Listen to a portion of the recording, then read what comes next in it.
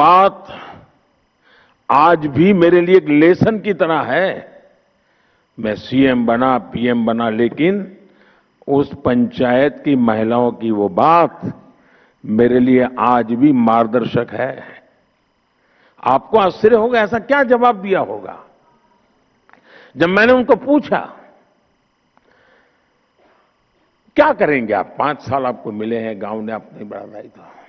तब उन्होंने मुझे जवाब दिया, साहब एक इच्छा है। मैंने कहा क्या? और वो जवाब आज भी मेरे कानों में गूंजता रहता है।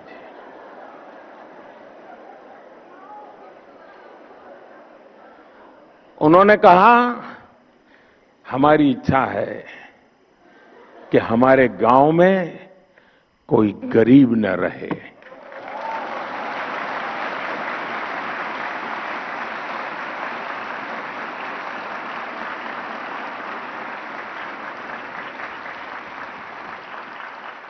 बड़े से बड़े अर्थशास्त्रियों के लिए भी इससे बड़ा कोई संदेश नहीं हो सकता है। यह अपने आप में मेरे लिए एक बड़ा सुखद अनुभव था और वो आज भी शब्द मेरे कानों में गूंजते रहते हैं। और इसलिए जमीन से जुड़े हुए अनुभव से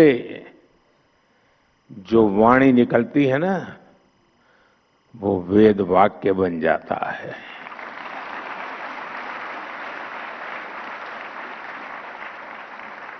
और इसलिए साथियों, नारी शक्ति बंधन अधिनियम को लागू करना ऐसी सभी महिलाओं के जीवन का बहुत बड़ा अवसर बनने जा रहा है। अब पंचायत से आगे बढ़कर पार्लियामेंट पहुंचने का उनका सफर और आसान होने जा रहा है।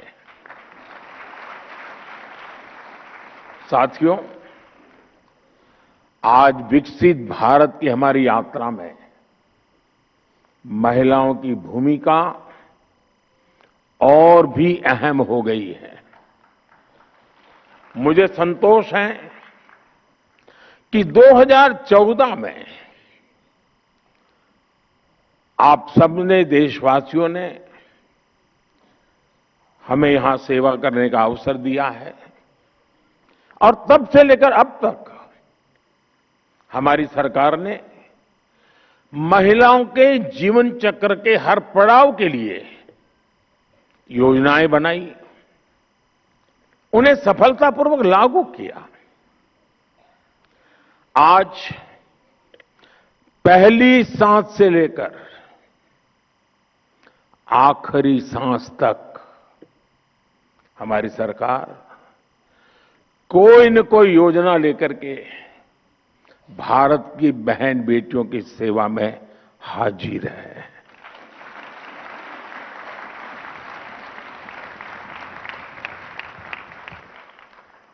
गर्भ में बेटी की हत्या ना हो, इसके लिए हमने बेटी बचाओ बेटी पढ़ाओ अभियान शुरू किया।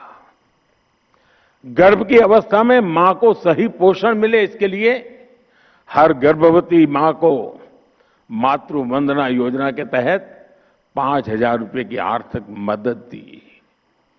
जन्म के बाद बेटी को पढ़ाई में मुश्किल ना हो, इसके लिए ज्यादा से ज्यादा ब्याज मिले, ऐसी सुकन्या समृद्धि योजना शुरू की।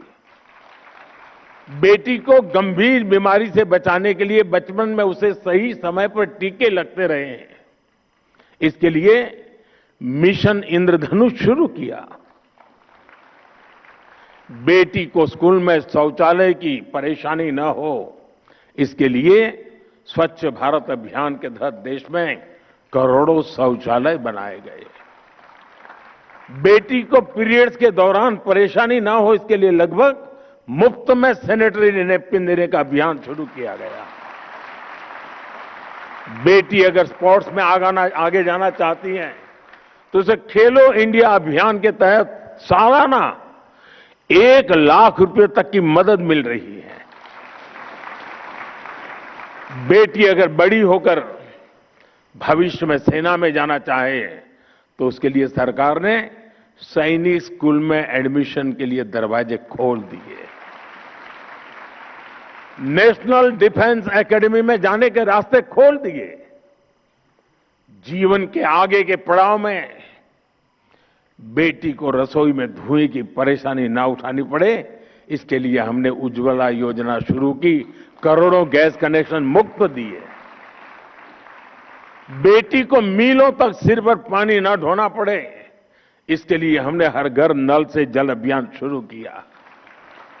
बेटी को अपने परिवार के लिए राशन की चिंता ना करना पड़े, इसके लिए मुफ्त राशन की योजना शुरू की। अपने पारिवारिक जीवन में बेटियों को इलाज की चिंता न हो, इसके लिए उन्हें 5 लाख रुपए तक का मुफ्त इलाज देने वाली आयुष्मान योजना संभव बनाई दी। 80% तक डिस्काउंट पर सस्ती दवा के लिए जन औषधि केंद्र, इन सब का सबसे ज्यादा लाभ हमारी बहनों और बेटियों को हो रहा है।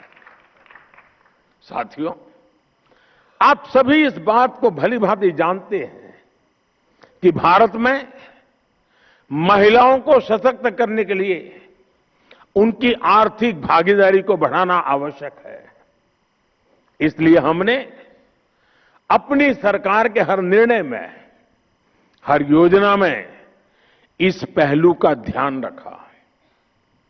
पहले परिवार की संपत्ति मुख्य रूप से पुरुषों के नाम होती थी।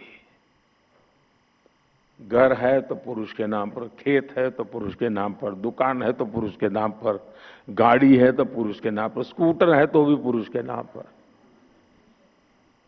और यह सहज चलता था। हमने पीएम आवास योजना में घरों को प्राथमिकता के आधार पर परिवार की महिलाओं के नाम पर रजिस्टर करना शुरू किया।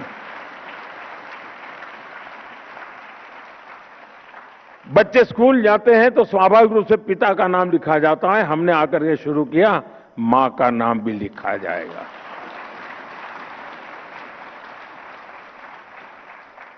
बीते 11 साल में इस निर्णय का लाभ 3 करोड़ से ज्यादा महिलाओं को अपने घर का नाम, घर खुद के मालकिन बनी है। इससे आज घरों में महिलाएं भी आर्थिक रूप से सशक्त बन रही हैं। आमतौर पर पिता और बेटा कुछ व्यापार की बात करते हैं ना, और अगर मां चाय लेके आए और थोड़ी देर खड़ी रहे, अरे तुम जाओ किचन में काम करो, हम बात कर रहे हैं। मैं गृहस्थी नहीं हूं, लेकिन पता बहुत है।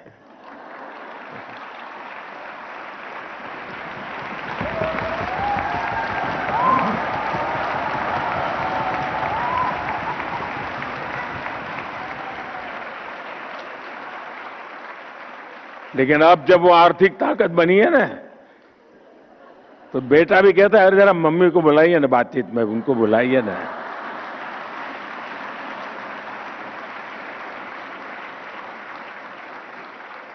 साथियों, 2014 में हमारे देश में करोड़ों महिलाएं ऐसी थी जिन्होंने कभी बैंक का दरवाजा भी नहीं देखा था।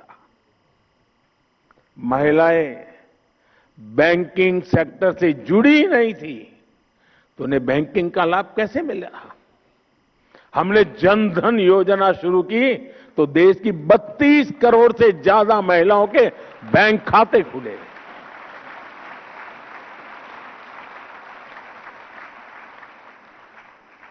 मैं जब गुजरात में था तो एक निर्णय मुझे बड़ा शुरुआत में बड़ी कठिनाई हुई थी।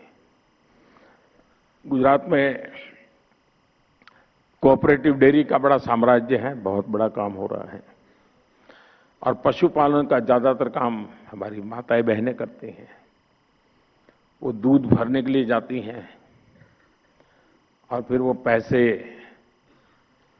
हफ्ते के बाद वो देते हैं, तो पुरुषों के देते थे पैसे। मैं जब मुख्यमंत्री बना, मैंने कहा मैं नहीं दूंगा पुरुषों को।